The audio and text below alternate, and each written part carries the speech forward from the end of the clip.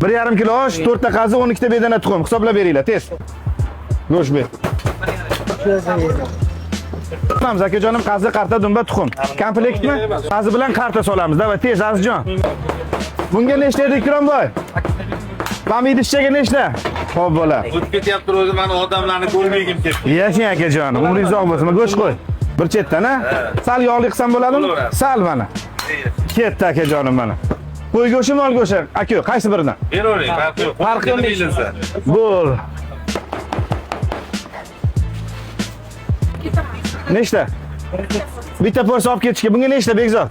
2 ta porsiyami? Ketdi 2 porsiya go'sht qo'yasiz. Bunga nechta? Bunga bitta. Ketdi, bunga bitta. Sizga nechta? Ha? Yana bitta porsiya sig'maydi, boshqa idishga solib beraman. Bunga nechta? Bitta. Bo'ldi. Bir zamonlar nonga o'chirtirdik. Bir zamonlar nonga Bu zamonda oshga o'chirib turibsiz mana, xudo xolasa. Qo'y go'shti, mol go'shti mana. Tez. Bu. Nechta oto sizga? Bitta. Bitta olib ketasiz. Tayyor mana. Go'sht qo'y. Aziz o'ra. Keling, tog'ringizni bering akajonim. Bunga nechta? Ne koyayım sonra yani. Ha? 300 milli xo'p bo'ladi akajonim.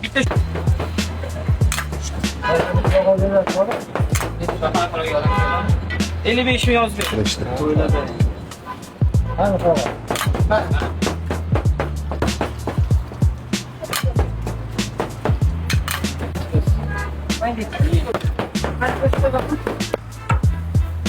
Ne, bugün neç kilo? 4 kilo. 4 kilo, xo'p bo'ladi.